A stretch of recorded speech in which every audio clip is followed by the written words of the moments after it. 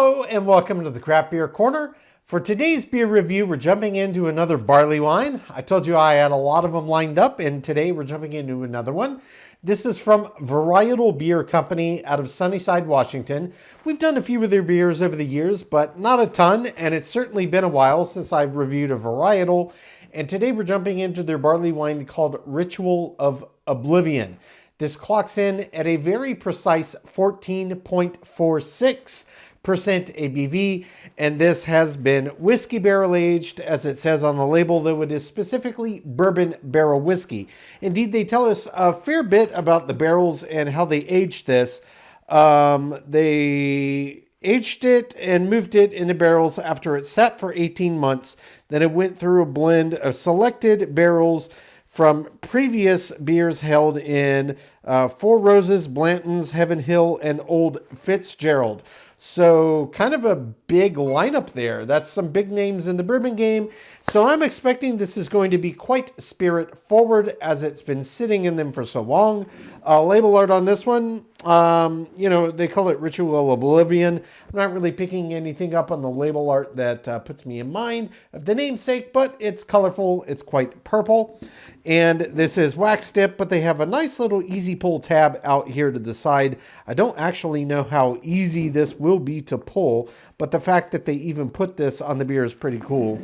So I'm going to scoot the glass to the side so I don't mess this up. So I don't think there's actually going to be a cork in there, but I did grab this as a just in case. So let's scoot the glass back over, turn that around. Let's get this cracked gently. There it goes. Yep. No cork. Just a pull once we got the wax off. So let's get this poured right in our old trusty stout glass that works great for bourbon barreled or any barreled or non-barreled barley wine. This is pouring the classic caramel color. I can tell you it's packed with aroma. Foot and a half away from this beer, I am really smelling the barrels on this very, very strongly. We'll let that head do its thing for a second. It's a barley wine. It's very active in carbonation. I can see it just rushing. So let's get right up over this for full aromatic expression. Oh yeah. No surprises in here. This is classic barley wine, guys. You can smell the barrels. Yeah, it definitely smells of bourbon. They said whiskey on the label, but specified specifically bourbon whiskey, and it does smell of bourbon. It's got that more caramelly, that more kind of caramelized sugar and vanilla kind of leaning aroma out of it. And you're also getting a lot of the classic underlying standard typical barley wine aromas. So there's a lot of caramel, there's a lot of buttered toffee, there's a lot of fig, prune, apricot. It's really all in here. There's grape, there's raisin. It's all over the board. This smells exactly as I would expect it to, and it's very bold and pungent. A barley wine is already going to have a big, bold, in-your-face aroma. Once you add the bourbon barrels into the mix, it really is next level. And this is very much what I expected. So head, yeah, has mostly settled out of the way. You have a little bit of a cling on the side of the glass. I mean, it's kind of average for a barley wine. It is what it is, guys. They're very active in terms of carbonation. It's just a characteristic of the style.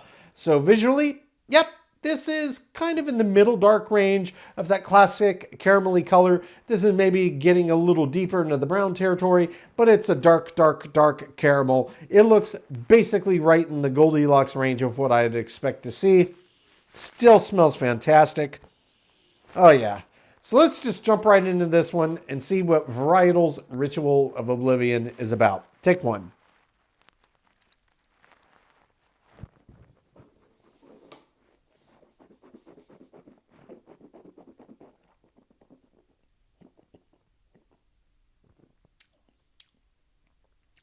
Oh yeah.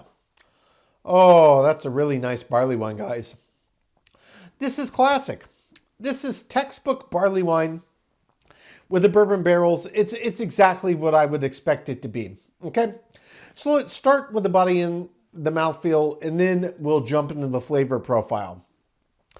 It's a 14.4% ABV barley wine. That's not low. That's high. Even for a barley wine, that's high. It's near enough. We could call it 14.5%.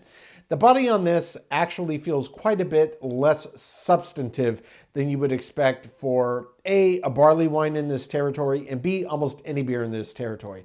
To me, this body does not feel heavy. It feels medium at best, which is quite a deviation from the norm.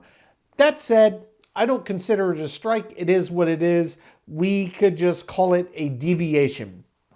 In terms of the mouthfeel, so you can feel the resistance of this one when you move it around the palate. It doesn't get creamy, it doesn't get silky, but this one, you can feel the resistance and it does get foamy. Though, much like the body is not as weighty as I would expect, mouthfeel is not as resistant as I would expect. So texturally and weight-wise, it's not falling in a line with where I would expect on a nearly 14.5% barley wine. Not a knock on the beer. It's just the observation that I'm getting out of this glass. Now, in terms of the flavor profile, this is everything and then some that I did expect. It's got a big, intense burst of flavor. You get immediately the clear bourbon barrels, so you're getting kind of this mix of underlying vanilla as well as a bit of char, and you're getting a bit of caramelized sugars that are popping through the mix, even molasses-like notes. And then the classic underlying barley wine itself is full of caramel and toffee and buttered toffee and fig and plum and raisin and grape and apricot. It's all in there. It's everything you would expect to taste in a barley wine, and then with the added barrels, and then exactly what you'd expect to taste based on the barrels.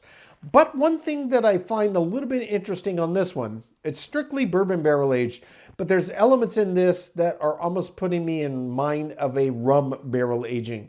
There's the subtle extra something that you don't often get in just a strictly whiskey or bourbon barreled beer that I'm getting in this one. And I think it's kind of this underlying element of this more molasses-like quality. And it's not blackstrap, it's lighter than that. But it's deeper than just a caramelized sugar. And you get that in a lot of rums, and I'm tasting that in this, and it's not as common to taste in a bourbon, but it's not coming out of the malt bill or the yeast strain. This is strictly coming from the barrels. So this definitely has some interesting characteristics. Weight and body, it's not quite the norm, but then you get into the flavor profile, it's got the classic barley wine flavors, but then you add into the equation the barrels, and then you get some extra that you didn't even expect to get in there, and it's very, very nice. This is a very, very tasty barley wine. Indeed, I've had many, many bourbon barrel-aged barley wines over the years. This is one of the more interesting ones, and in a very, very good way. So I'm going to jump back in for a second sip, guys. I'm going to let everything re-intensify. We're going to make sure we didn't miss any key critical components, and we'll talk about the balance and the finish. On first sip, though, I really, really like this one. So take two.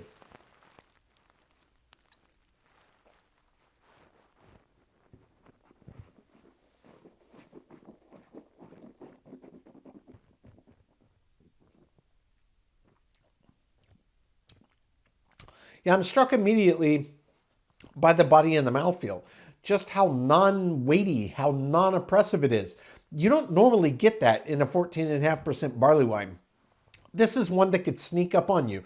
You could call this a ninja beer.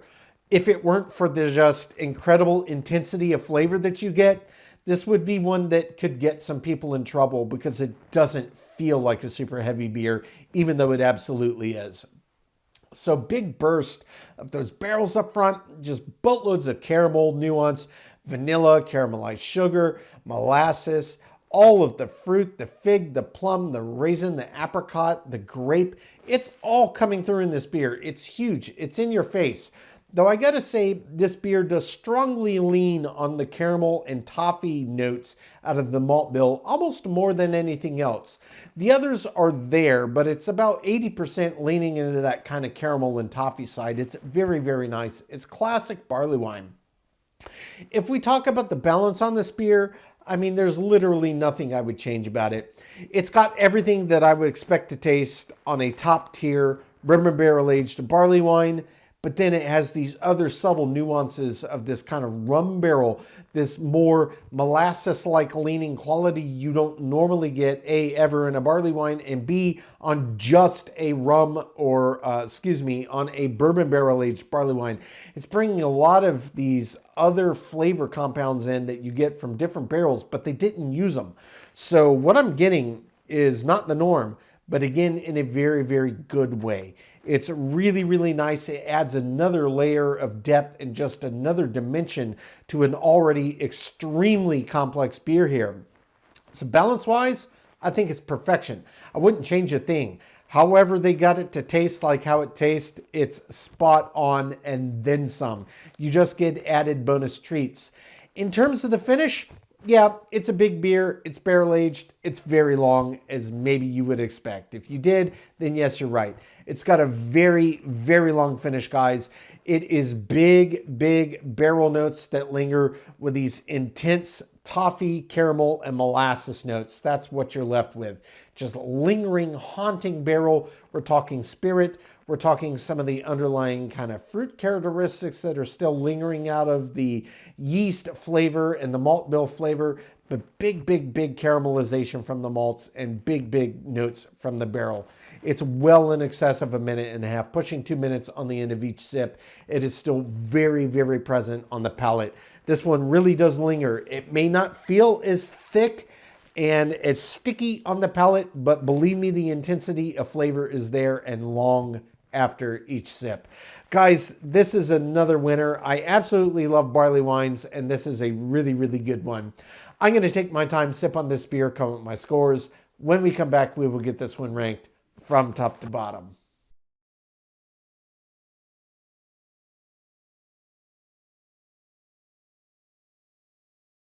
All right, now that we've gotten to enjoy this beer, we're going to get it ranked.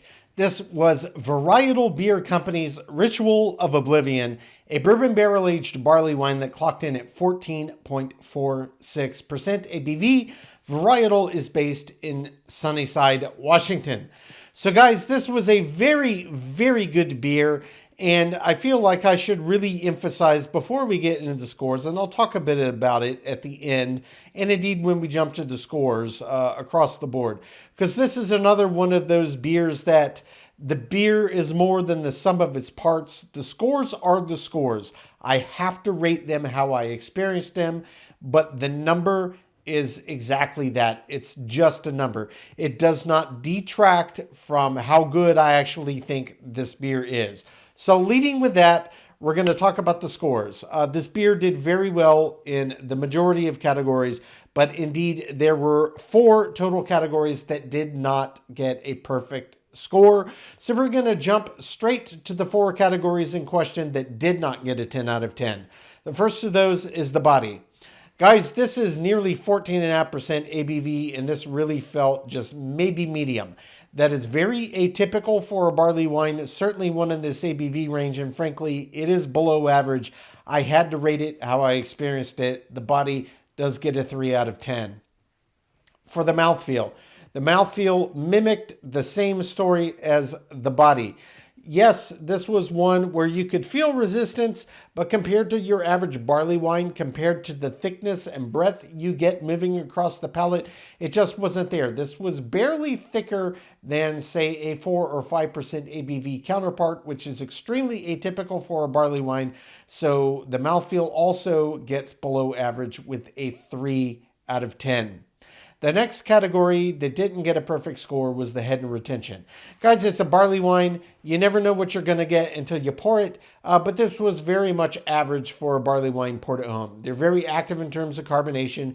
It formed an okay head to start, but it was gone within a matter of seconds and just a little cling on the edge of the glass. That's basically average for a barley wine poured at home, and it did get an average rating of 5 out of 10. The final category that did not get a perfect score is our final category, example of style. And really, this takes into consideration the scores of everything that came before it.